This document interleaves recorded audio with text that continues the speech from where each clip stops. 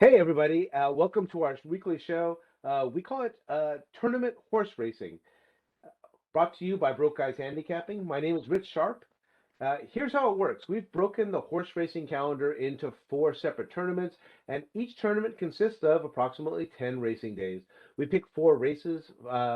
We pick four races from each of those racing days, and we compete against each other for prizes. We have four horse players, and each player makes a mythical $2 win place bet in the four races for that day, and we measure, well, as you might imagine, we measure who just wins the most money as far as that tournament is concerned. The horse player with the highest amount of money at the end of 10 weeks is the winner of that tournament.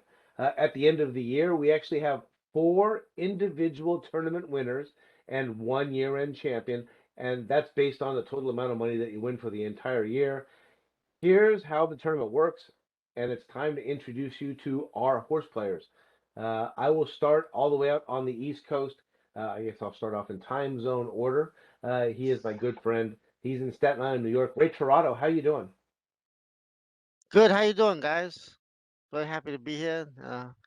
See you guys are doing well. It's Friday night. Let's roll them. Yeah, you know what? It's time to handicap horses for us here on the West Coast as well. And so I'm going to move right along out to the West Coast. And this is my neighbor up to the north. His name is Stephen Newsom. He lives in Menifee, California. Steve, how you doing? Oh, not bad. How you guys doing tonight? You Sorry know, I'm a little late, but I was spacing off. Right on time. no, exactly. You were right on time. Exactly. You know what? We are as you see here from my jersey and things like that. We are 8 days away from the big day. Anyway, before I get lost on that, just to the south of me in Temecula, California, and the guy who's in first place after just 1 week in our tournament is my good friend Joe English. Joe, how have you been? Doing all right, Rich. Friday, payday. It's all good.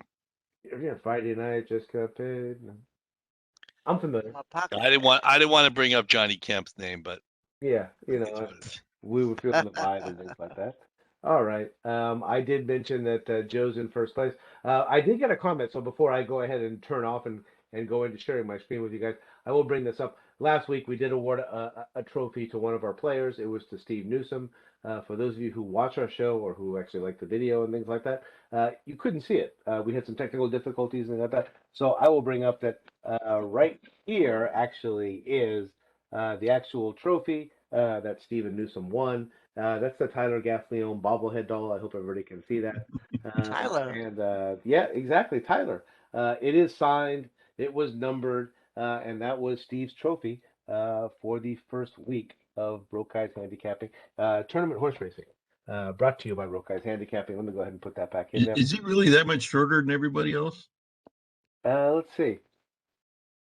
Well, they're not tall, Steve. They're Oh. jockeys. Oh, I know that, but Yeah, these aren't big people, Mr. Newsom. I guess they're trying to make them somewhat anatomically correct. All right. So let me go ahead and I will start sharing my screen with you, and we will bring you up to date on what's going on here on, as I call it, tournament horse racing. It is brought to you by Broke Guys Handicapping. We did have, as you see, our very first 10-week tournament of the year that went to Steve Newsom. This will be the last time we ever mention that, Steve. But we're going to be moving along to our second tournament, where after 1 week, order has been restored, and a good old-fashioned right, right. handicapper, Joe English, is currently in first place by a commanding uh, $4 margin. Yeah, just about. And of course, that's over Steve. So last week we were at Oaklawn Park for the Oaklawn Handicap. As you see there, Joe did put together a couple of wins. Not big prices, but that's not necessarily the name of the game here on tournament horse racing. And the only thing that I can see that remained consistent from the very first tournament of the year is that I'm in last place with no money. So here we go.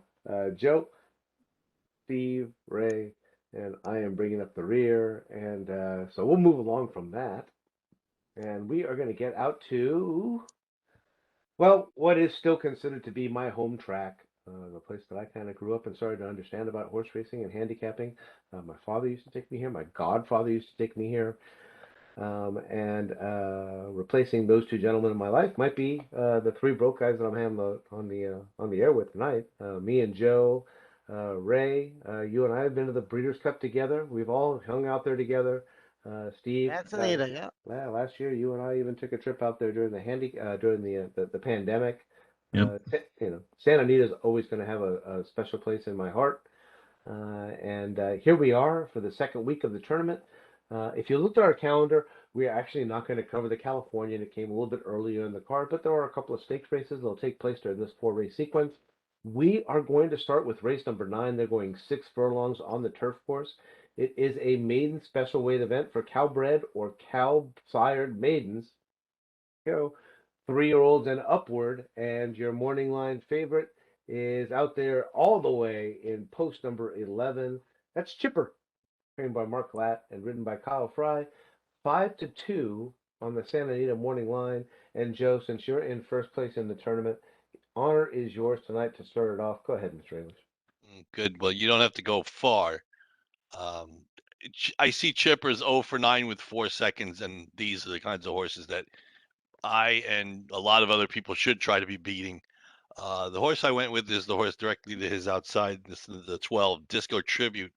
Nice. 6-1 for Dan Blacker and Diego Herrera. As you can see, Dan Blacker's off to a very nice start at the newly minted Santa Anita meet. And this gelding was claimed out of an open 62.5 claimer, which 62.5 for a maiden is quite an investment. But the good thing is he's a Calbred, so they can drop him back and escape the open company. And this is a group of Calbred maidens. The debut was solid enough. The comment said that he led mid stretch and he got beat, and that's okay. Again, it's the debut. He's had 2 months to get ready for this start, and his sire Tom's Tribute is a Grade 1 winner on grass, actually Grade 1 and Grade 2, and he won his only turf sprint start, which was actually down the hill. Even though this race is not down the hill, that still to me bodes well. I like the outside draw. I'd rather not be inside, even in the turf shoot. So I went with the 12 Disco Tribute at 6-1 in the morning line. Rich, I'm not sure who I'm passing it off to, so I'll pass it back to you. Yeah, we're going West Coast all the way to East Coast. So Ray, you're going to go up. You're up second. All right, you can stay right there. I'm on the same horse. I like usually betting horses that come out for first time out, and he ran a very good race. It reminds me of a few horses I had bet in the past that ran made a big move and just tied out. So I think might have needed the race. And second time out, it should be a little sharper. And I like the outside post too. You should be able to see what's going on and hopefully improve the speed figure and get the scoop. Dan Black is also having a good start to the meet, so I'll go to 12. Hopefully he can improve off his early start. Disco Tribute. Yep. Mr. Newsom, you are up next. All right. I went with the 7. I think it's Ooh Baby. Or something like that. Oh, you babe. Maybe. Oh, you babe. I don't know. Yeah, whatever. Juan Hernandez, John Sadler. They're winning at a 21% clip in 24 races, so that's pretty good there. Yeah, I don't remember why I picked this horse, but You know what? I'll jump in. I'll elaborate for you, Steve. I also picked the horse. wow, okay. In this last race. Yeah, exactly. In a 5 furlong 12. race, you can see the horse does have some talent. That's 21 and 44, and the horse is on the lead the whole way. And before that, has shown speed in other races as well. This is a little bit longer. Again, got that 6 furlongs on the turf. The only thing that you hate to see, right? That failed his favorite in last 4 starts. It's just not a grid sign. But then again, this is not a fantastic race. And I thought again, I'm right with Steve. The combination of John Sadler with Juan Hernandez, the early speed type, I do like that. I do like the failed his favorite angle. I'm not so crazy about the field as favorite 4 times in a row angle. That's usually where I start to draw the line on that Burn particular people's angle. money. Yeah, yeah, Take my money. there's a different side to that, but I'm going to go ahead and go with um, OU Babe. It has nothing to Well, the do good with thing is he's not the favorite, at least not right now. not just yet. Might Yeah. as well just take a match to your wallet. Yeah, Save the exactly. middleman.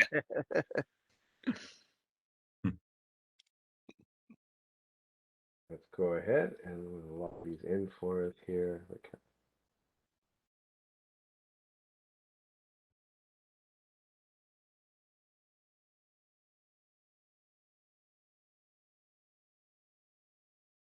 Twelve, 12, 7, 7.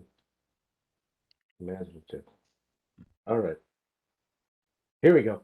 We are on to race number 10. This is the co-feature on the day. It is going 1.125 miles on the main surface. It is the Santa Margherita Stakes. It's a grade 2. Purse is $200,000 for fillies and mares, 4-year-olds and upward. And your morning line favorite is in post number 9, Miss Bigley. Trained by Phil D'Amato and ridden by Ramon Vasquez, is 5-2 on the Santa Anita morning line. And Ray, you're up first. Well, it's pretty kind of wide open race for me. I mean, it's a lot of Yeah. good choices here, and there's everybody seems to have a good morning line and a good chance here. But I decided to go with number 3, Blue Stripe, for Marcelo Polanco.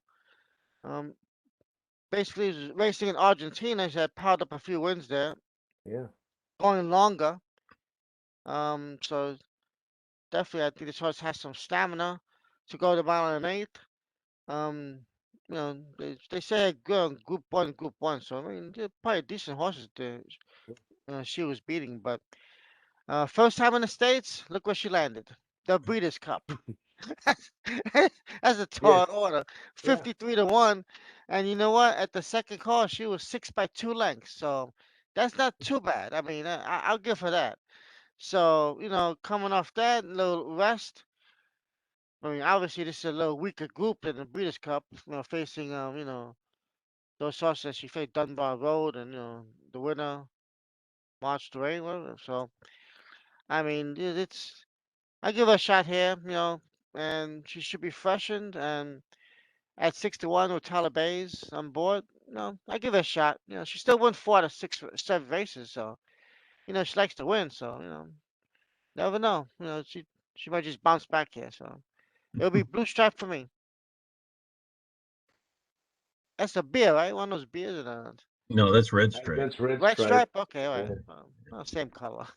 See, since you So got all the Blue Ribbon, stripes. you got that. Blue Yeah. ribbon. There you go. But and Steve got the call on Red Stripe, you got the call on the race too. Go ahead, you're there you next. go. All right. Said I'm up. Yep.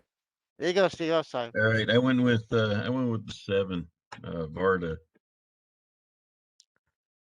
She's got Jaden Van Dyke back on board.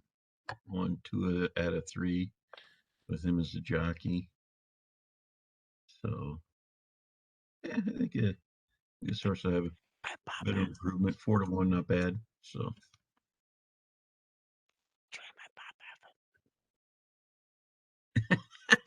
Doesn't previously. say it silently.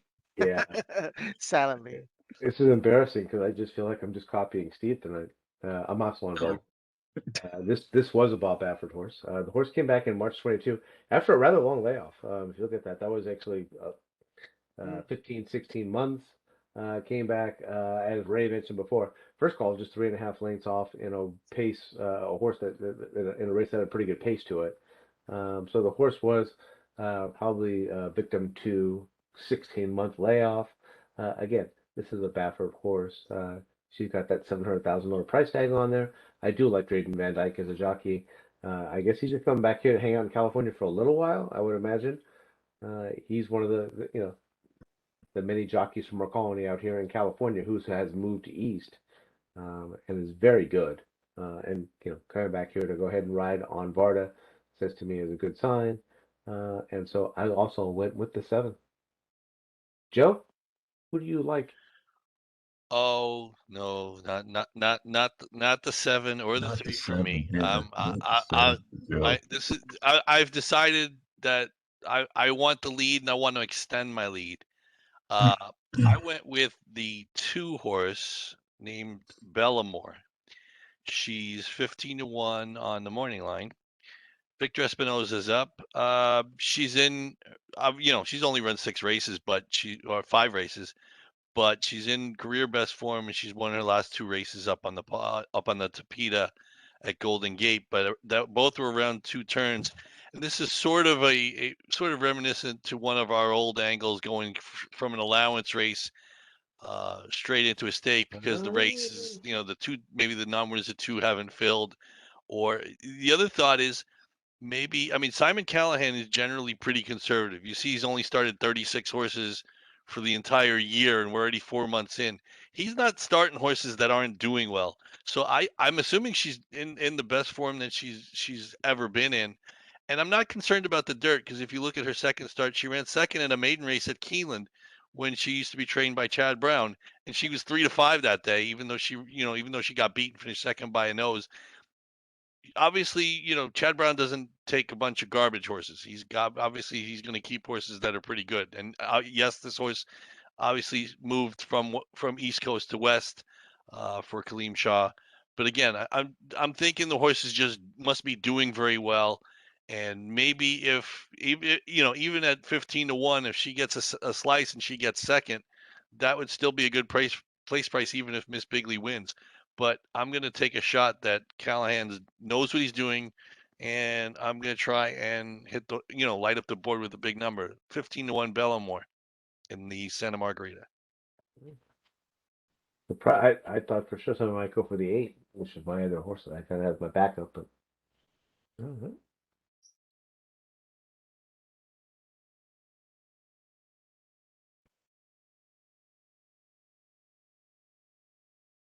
Yes, Steve got a lot of differentiation work on this ticket so far. All right, here we go, and we're going to go ahead and move along into race number 11. This one's going 1.25 miles on the hillside turf. It's the Charles Whittingham Stakes. That's a grade 2. The purse is $225,000 for 3-year-olds and upward. And your morning line favorite is in, well, look at that, post number 7. Beyond Brilliant, trained by John Sheriffs and ridden by Victor Espinoza. 9 to 5 on the Santa Anita morning line. And Mr. Newsom, speaking of Beyond Brilliant, there you go. Yeah, you know what? I just realized I picked that horse once, didn't I? I have a feeling you did, yeah. Yes, I think you did, yeah. I'm going with the 5 today or tomorrow. Gold Phoenix. Kyle Frey, Phil D'Amato, 40% winner percentage. Of course, that's only 5 races, but anything I like there was the Kyle Frey there with P-type winning at a 25% clip. And this horse has won a couple of times, so.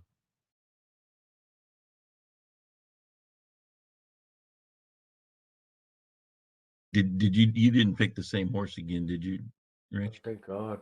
If Steve and I had picked the same horse, I was going to quit. I was going to end the show. I was going to take off my headset. That was it. Maybe I'd have a nice dinner, something. That's a good way to get a time. Right, yeah. Yeah, exactly. Four I don't know if I horses, want to tie with So is all of us getting 0. I don't think I Oh, want to tie with Rich. I'm used to getting goose eggs. Yeah. All right, I'm one horse inside of Steve this time, thank God. And I've got Dicey Mochara. It's one of the 4-year-olds that's in this race. I'm a little bit of an angle about going to a younger horse.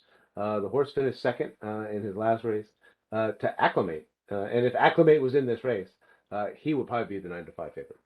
And 1.5 mile race. So a similar style race at Santa Anita, a very long distance race. The horse actually won an optional claimer for non-winner to 2 somehow in the race before that. And then let's forget the Hollywood Derby, but again, another win before that. So a couple of wins and a second place, kind of on that upward swing. Again, kind of playing the 4-year-olds against a little bit older horses. Looks like that's what Steve did as well, Gold Phoenix. So I've got Dicey Mochara.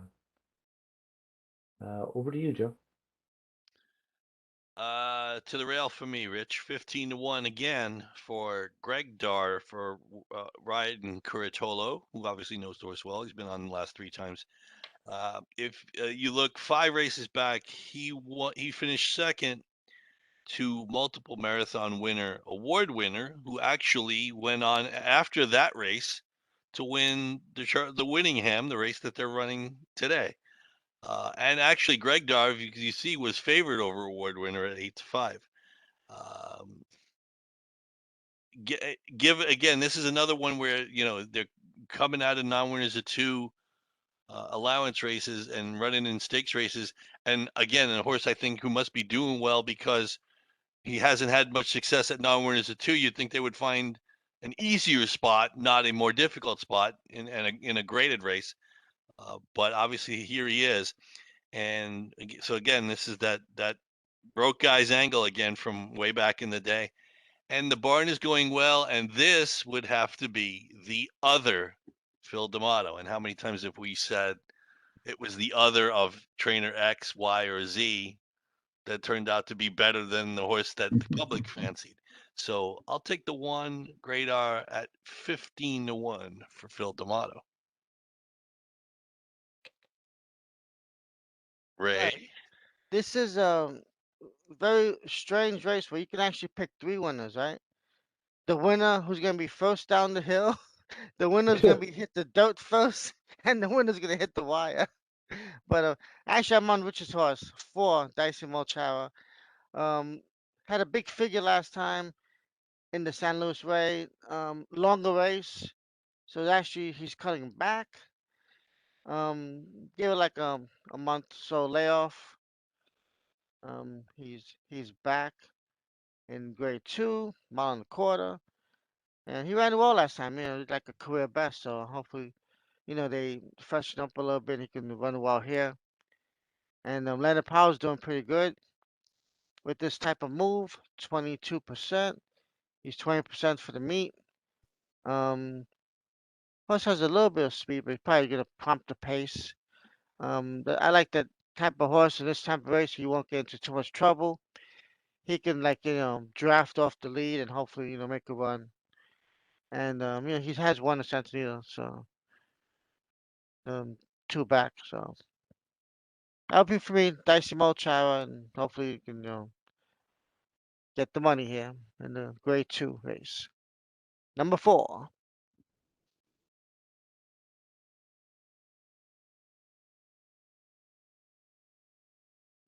And here we go on to the finale. And this is race number 12. And they are going on one of our favorite courses, I think, in the country. This is 6.5 furlongs on the Hillside Turf Course. It's an allowance race. The purse is $69,000. Again, downhill turf for 3-year-olds and upward, which have never won $15,000 once, other than maiden, claiming, starter, or state bred, or which have never won 2 races. Your morning line favorite is out there in post number 7's wild tonight. Post number 7. This is Motorious, trained by Phil D'Amato and ridden by Braden Van Dyke, and he is 3-1 on the Santa Anita morning line. And guess what? I get to go first, and I don't even have to move my cursor at all because, unfortunately, I'm eating the chalk in this one. I am on Motorious, trained by Phil D'Amato and ridden by Braden Van Dyke. This is actually a pretty good combination.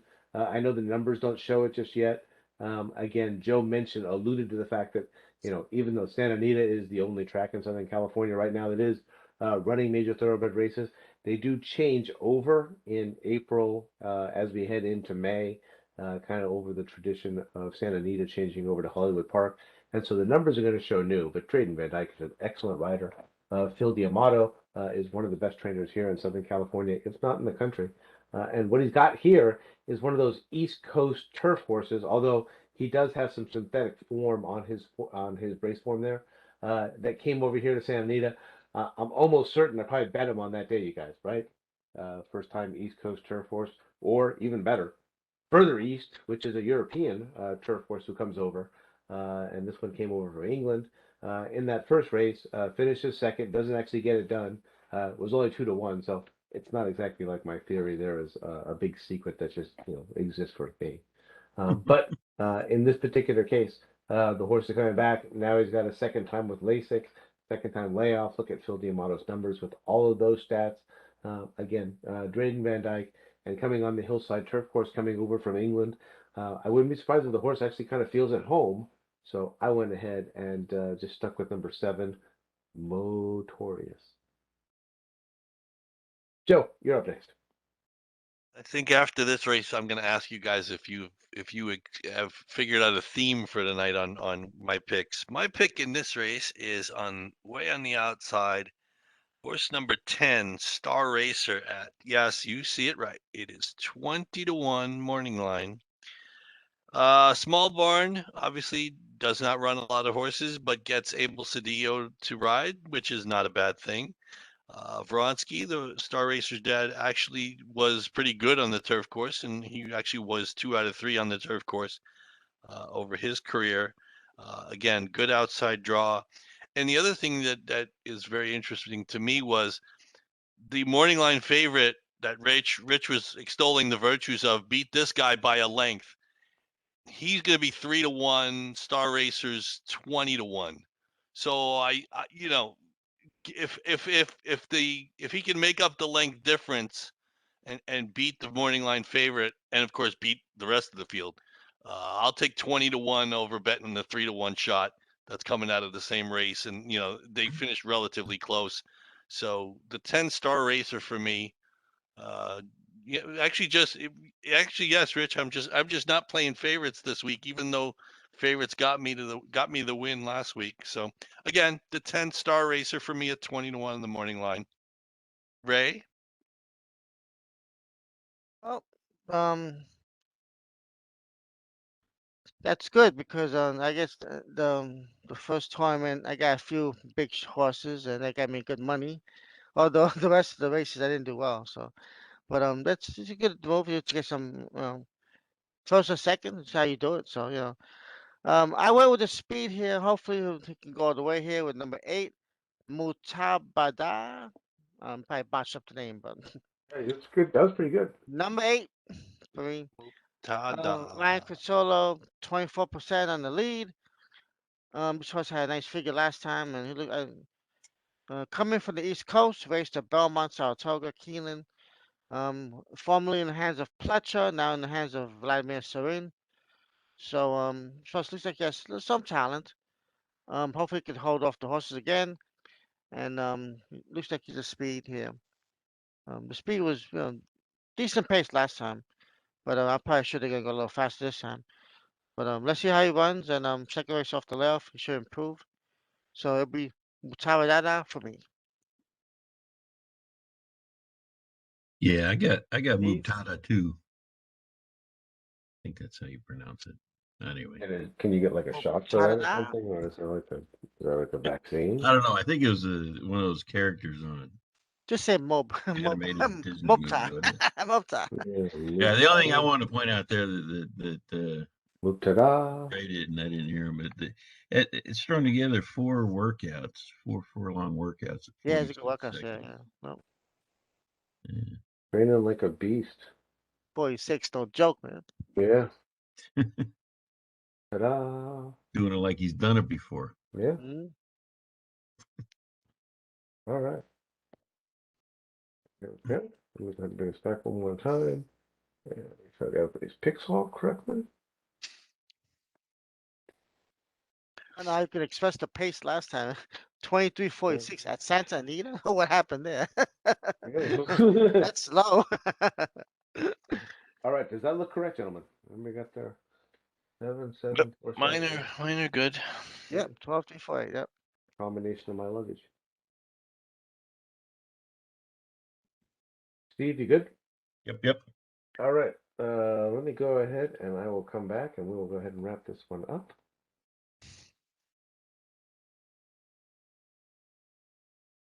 And just as a reminder for everyone, because I forgot myself earlier, just as a reminder that Steve, Joe, Ray, and myself, we're all friends. We do this show weekly for fun. We do not recommend, and we are most certainly not selling our picks.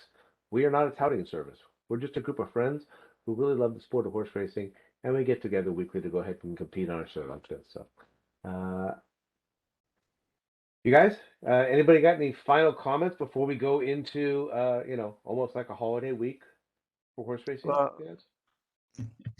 yeah, Well, it's gonna be. Yeah, Joe. go ahead, Ray. No, go ahead, you.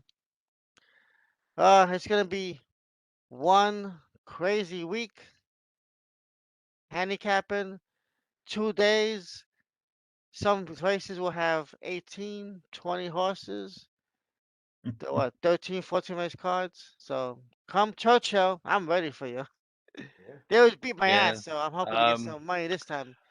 to the best of my knowledge, I think they're entering for the Oaks on Sunday and the Derby on Monday, but I'm not 100% sure of that. At latest, Derby will be Tuesday. But yes, as Ray mentioned, the cards are stacked. They're usually incredible. And yes, if you remember, Ray, if you're at the track, those are long days. Oh yeah, long post times, an Yeah. hour, an hour and a Yeah. half. Yeah, So for the dirt for between the Woodford turf race and the Derby is usually 90 minutes. Yeah. I'll give you each. You know, I've got a little bit of time here. And let that Steve. Have you got a pick for the Kentucky Derby? Do you have a horse that you like before the odds come out? Before everybody's just like fawning over the Kentucky Derby? Like, Yeah, what's that the what happened? you still there? No, I'm still Yeah, here. yeah, I don't know what happened. I'm even, as you can see, I'm even wearing I've got my Kentucky Derby sweatshirt You, on. you can, Ray, have you got a Kentucky Derby pick before we head into Holy um, Saturday? what the heck? I don't know what's going on with my video. Oh, there it is. Huh. I Anyway, do Come right like back to you, Mo Steve. Donegal a little bit. Modonical? Got the stamina. Hopefully, got a good post. He's a grinder, which is nice for the Derby, but he's gonna really need a good trip. Anybody else? I don't. I'm rooting for Chad Brown horse. All these years he hasn't won yet, so I'm hoping he can get one of his horses. Maybe Zandon could get up and prove his expertise on the dirt finally. He's such a good turf trainer. So one of those rooting picks. But other than that, and early voting too, get some speed. But that's a crazy race. He has to break well. But I don't know. It's just. I, I don't But know. that's about it. But There's Ray. The speculation is nobody on. he's probably not going to run. The Oh yeah, okay. speculation is Yeah. at least I'm gonna, that's what everybody's been intimating, and Yeah. even Chad's really not hasn't said anything, Yeah. and especially now considering that Classic Causeway's back in the race. Mhm. And he's gonna probably grind just about all the other speedballs into mulch, uh, running the He's a first good one. first Yeah. first Yeah. 6 furlongs in 110 and change. So Mhm. if I'm Chad, I'm probably staying away from it with early voting. It's funny because he's a horse Yeah. I kind of liked a little bit, but then again well, with all Joe, that speculation. you've got about 30 seconds. Don't waste on the horses that you don't like. Who do you like for the Kentucky Derby ahead of time? I'll tell you what, I like a horse that isn't really getting a lot of pub, and it's a horse you probably would think I would have no business liking. I kind of like Messier a little bit. I think There you he'll go. move forward off the last race. He hasn't run a lot, and if he can get the mile and a quarter, I have to check all that other stuff later, but I don't dislike him. You should have given me like a warning or something like that. I would have put a Y- seatbelt on so I don't fall yeah, out of my and chair. I didn't answer you, Rich. I like Tyba. And you like Tyler or Table? Tyber, yeah. Tyber You gets you like the Tyba? Yeah, win. Yeah. we weren't You sure gotta on go what for that. Tyber. And before I lose our He connection got you like that, the I championship. yeah, I will weigh in at confirming my Huh? complete change in faith over to Gulfstream Park and things like that. I actually like White Abario. I'm going to go for Mm-hmm. Florida Derby winner. All right. That gives you a little bit of a preview of what we'll be seeing next week because, 7 days from tonight, we're going to be back. One of our favorite shows of the year. It will be Kentucky Derby weekend. Uh, Speaking for Joe English and for Ray Torado and for Steve Newsom, you guys, I say it every week. It's always a pleasure to handicap with the three of you. Yes, it is. It's Always fun. spring. The spring meet is here for most tracks. It's a good one. Yep, there we go. My name is Rich Sharp. This is Tournament Horse Racing. It's brought to you by Broke Guys Handicapping. Good night, everybody. See you next week. See ya. All right. All Good right. night.